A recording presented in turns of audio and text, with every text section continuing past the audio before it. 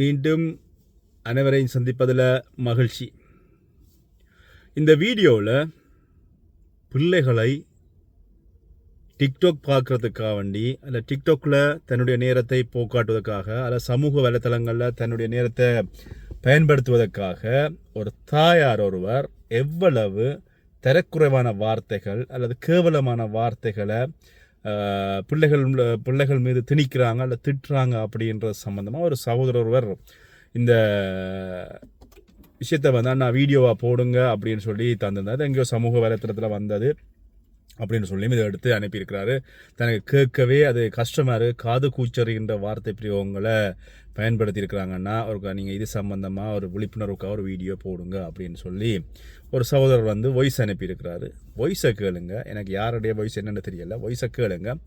கேட்டதுக்கு அப்புறமாக வாங்க தொடர்ந்து வீடியோவில் பேசலாம்.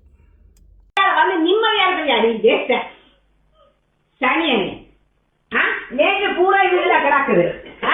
அவளை பெருசாக கொட்டையா இந்தியாவில் தின்னுட்டு இந்தியாவில் வச்சாரு, இந்தியாவில் வச்சாரு, இது யாருல வச்சாரு. சாப்பாடு வந்து செய்ய போறோம். நீ இந்த வீட்டுல நீ என்னடி நான் இந்த வீட்டுக்கு வந்தா நிம்மதியா இருக்க முடியுங்களா? காலையில் என்னடி செஞ்சு விடுறேன் அது பதில சொல்லு. நான் போய் குளிச்சுட்டு வாஷிங்கா போட்டு நீ வாஷிங் போய் சின்ன விடுவாங்க போட்டு அப்ப உனக்கு தெரியாது இதெல்லாம் கிளீன் பண்ணணும். அப்ப நான் இப்பதான் போட்டு சாப்பிட்டு கொண்டு இருந்தேன். என்னடி சாப்பிட்டு கொண்டு நீ உனக்கு இப்ப எத்தனை மணி ஆயிடுச்சு? 12 மணிக்கு சாப்பிடுங்க. மார்னிங் சாப்பிடவே இல்லை, அதான் இப்ப 1 டோஸ்ட் போட்டு சாப்பிட்டுதான். 1 டோஸ்ட் போட்டு சாப்பிட சின்ன முடிக்க வந்தா நீங்க அப்ப வந்தீங்க அப்படி உங்களுக்கு ஹெல்ப் பண்ணா அப்படின்னு என்னடி ஹெல்ப் பண்ற நீ? காலையில் தற்கொலை எடுத்து வைக்க வேண்டியதான் அடியில சனி என்ன அன்னைக்கு வரைக்கும் தேவைப்பட்டு வந்துங்க வேட்டுப்பாட்டு தேவைப்படிக்காது.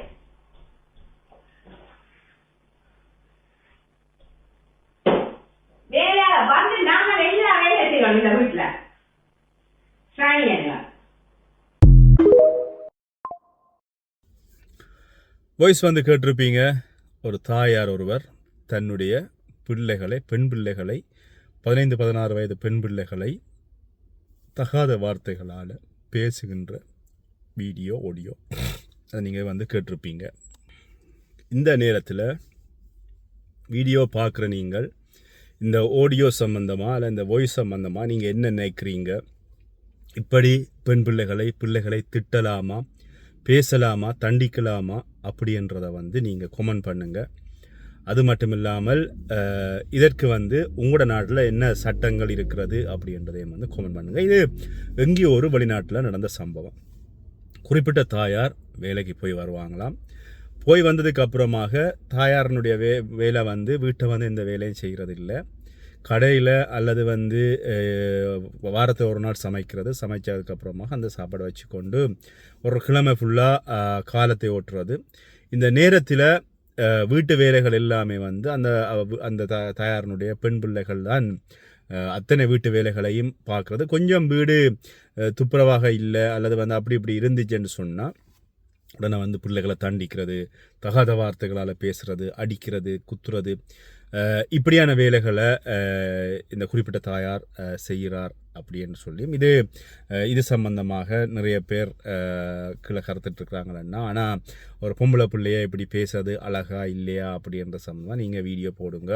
அவங்க சோஷியல் மீடியா பாவிக்கிறதுக்காக, வீடியோவில் லைவ் வர்றதுக்காகத்தான் இப்படியான வேலைகளை செய்கிறாங்க அப்படின்னு சொல்லி ஒரு சகோதரர் அனுப்பியிருந்தாங்க. நான் சொன்னேன், ஏன் இது சம்பந்தமாக நீங்கள் போலீஸாரிடம் முறையிடவில்லை அப்படின்னு சொல்லி கேட்டபொழுது அந்த பொம்பளை பிள்ளை என்ன தெரியல, அந்த பிள்ளை தாய் மாதிரி இல்லாமல் பிள்ளை வந்து அடக்கொடுக்கமான பிள்ளையாக இருக்கிறது, அதனால் அந்த பொம்பளை பிள்ளை எந்த போலீஸ் முறைப்பாடும் செய்யவில்லை அப்படின்னு சொல்லியும் அது அவர்களுடைய பிரச்சனையானா. ஆனால் இதை வந்து இதை மாதிரி வேறு ஒரு பொம்பளை பிள்ளைக்கு நடக்கக்கூடாது அப்படின்னு சொல்லி அந்த சகோதரர் எனக்கு இந்த விஷயத்தை அனுப்பியிருந்தார்.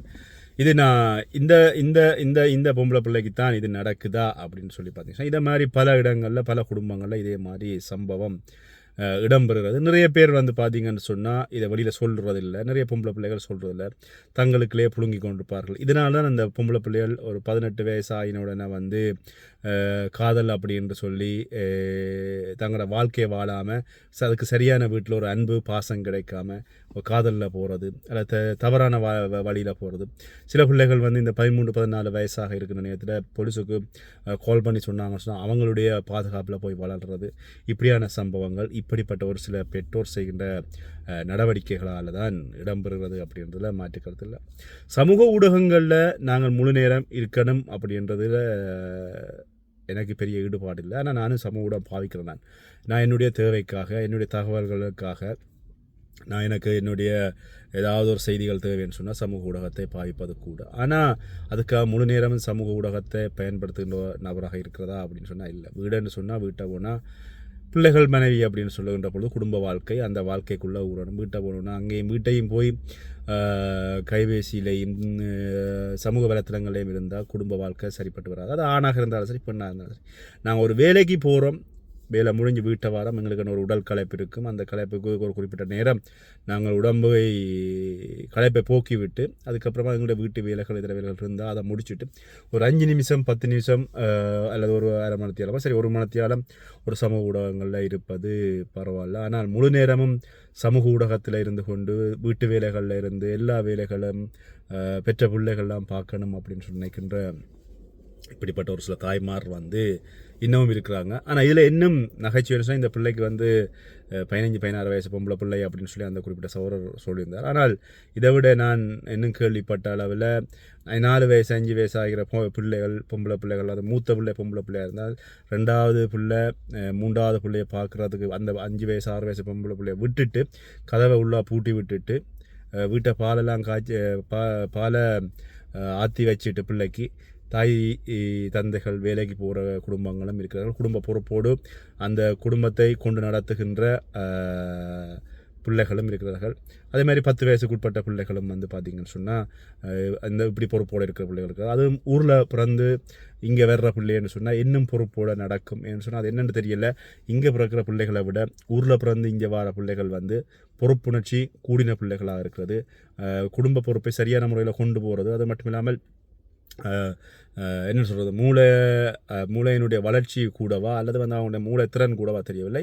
ஆனால் ஊரில் இருந்து வருகின்ற பிள்ளைகள் வந்து இங்கே பிறக்கிற பிள்ளைகளை விட அவர்கள் செய்கின்ற அந்த வேலைப்பாடு அல்லது வந்து அவர்கள் அந்த ஒரு விஷயத்தை வந்து சரியான முறையில் செய்கிறது எல்லாமே வந்து உண்மையில் வரவேற்கப்பட வேண்டிய விஷயம். நிறைய குடும்பங்களில் வந்து இங்கே பிறந்த பிள்ளைகளை விட ஊர்லேருந்து வந்த பிள்ளைகள் தான் குடும்ப பொறுப்பை சுமக்கிறார்கள் அப்படின்னு சொல்லலாம். அப்படி இருக்கின்ற பொழுது இப்படியான ஒரு பொம்பளை பிள்ளைகள் 15-16 வயசு பொம்பளை பிள்ளைகள் அப்படின்ற பொழுது நம்ம ஒரு சில இடங்களில் அவங்க வழியில் போகிறாங்க. அல்லது நீங்கள் ஒரு அப்பார்ட்மெண்ட் அல்லது ஒரு தொடர்மாடி காட்டில் இருக்கிறீங்கன்னு சொன்னால் இப்படி எந்த நேரம் பொம்பளை பிள்ளைகளை நீங்கள் கூப்பிட்டு திட்டி தீர்த்து அவங்கள வந்து அசிங்கப்படுத்தி கொண்டு இருந்தால் உங்களுடைய அயல் வீடுகள் முன் வீடுகள் பக்கத்து வீடுகள் ஒரு பொம்பளை தமிழாக்கள் இருக்கிற பட்சத்தில் அல்லது இந்தியனாக்கள் இருக்கிற பட்சத்தில் அல்லது ஒரு ஆப்பிரிக்கத்தவர் இருக்கிற பட்சத்தில் நீங்கள் வெளியில் போகின்ற பொழுது அவர்களுடைய முகத்தை எப்படி எதிர்நோக்குறீங்க, எப்படி அவங்களிடம் வந்து நீங்கள் சிரித்து கதைக்கிறீங்க அப்படின்றது உண்மையில் இதுவரைக்கும் எனக்கு தெரியாத ஒரு விஷயமா இருக்குது. நிறைய இடங்களில் நடக்கிறதாக நான் கேள்விப்பட்டிருக்கேன். கேள்விப்பட்டது மட்டும் இல்லாமல் இவ்வாறான சம்பவங்களால் நிறைய பொம்பளை பிள்ளைகளுடைய மனநிலை பாதிக்கப்பட்டிருக்கிறது. அவங்க வந்து ஒரு மனநிலை பாதிக்கப்பட்டது அப்படின்றதை தாண்டி அவர்கள் ஒரு ஒற்றை போக்கு அல்லது வந்து தனிமையை நாடி போகிற மாதிரியான செயற்பாடுகளில் நிறைய இடங்களில் இடம்பெறுவதை வந்து காணக்கூடிய இருக்குது. இவ்வாறான ஒரு சில பெற்றோர்கள் விடுகின்ற தவறுகள் தங்களுடைய சுகத்துக்காக, உடல் சுகத்துக்காக அல்லது வந்து தங்களுடைய சுதந்திரத்துக்காக பிள்ளைகளை பகடக்காயாக்குறதுனால இந்த பிள்ளைகள் வந்து அதனுடைய எதிர்காலம் கேள்விக்குறியாகிறது. அந்த பிள்ளைகள் வந்து தங்களுடைய வாழ்க்கையை வந்து சரியான முறையில் அடுத்த கட்டத்தை நோக்கி கொண்டு போக முடியாமல் இருக்கிறதுக்கு வந்து இப்படிப்பட்ட ஒரு சில பெற்றோர்கள் சமூக வலைத்தளங்களில் முழு நேரமும் மூழ்கி போய் இருப்பது தான் அடிப்படை காரணமாக இருக்குது. இதில் இந்த சமூக வலைத்தளங்களில் வந்து எனக்கு விளங்கலை. இப்போ ஒரு 5 நிமிஷம் 10 நிமிஷம் 1 மணி நேரத்திலாம் பார்க்கலாம். ஒரு தொடர்ச்சியாக நாங்கள் ஒரு டிக்டாக் தளத்துலையோ இதுலையோ ஒன்று வந்து லைவ் போட்டுட்டு அதில் என்ன பிரயோசனம் இருக்குன்னு சொல்லி எனக்கு உண்மையில் தெரியல. அதனால் ஏதாவது வருமானம் பெறுகிறதா, யாராவது தெரிஞ்சால் சொல்லுங்கள், எனக்கும் தெரியாது. அதாவது வருமானம் பெறுகிறதா அல்லது வந்து அதனால் உங்களுக்கு ஏதாவது நன்மதிப்பு இருக்கிறதா, எதுவுமே இல்லை. அதனால் அதில் நீங்கள் வந்து முழு நேரம் இருப்பதனால உங்களுக்கு வீட்டினுடைய குடும்ப சுமையாது வந்து பாதுகாக்கிறதா அப்படின்ற விஷயங்களை சொல்லுங்கள். ஏதாவது ஒரு ஆசைக்கு ஒரு வீடியோ ஃபோட்டோ ஒன்றை போட்டுட்டு அல்லது வந்து ஒரு 5 நிமிஷம் பார்த்துட்டு போயிட்டோம்னு சொன்னால் நிம்மதியாக இருக்கலாம் அப்படின்றது என்னுடைய ஒரு கருத்து. ஒரு சகோதரர் பகிர்ந்த இந்த விஷயத்துக்காக தான் இந்த வீடியோவில் உலா விளக்கங்களும் சொல்ல வேண்டி இருக்கிறது. யாருடைய மனசையும் புண்படுத்துவது நோக்கம் இல்லை. ஏதாவது புண்படுத்துகிற மாதிரி பேசியிருந்தால் மன்னிச்சு கொள்ளுங்க. ஆனால் தயவு செஞ்சு இப்போ இந்த பொம்பளை பிள்ளைகளை இப்படி திட்டாதீங்க. கேட்க காது கூச்சறின்ற வார்த்தை பிரிவுகளை சில தமிழ் பெண்கள் உச்சரிக்கிறீங்க அப்படின்றது கவலைக்குரிய ஒரு விஷயமா இருக்குது. மீண்டும் இன்னொரு வீடியோ சந்திக்கிறேன். நன்றி.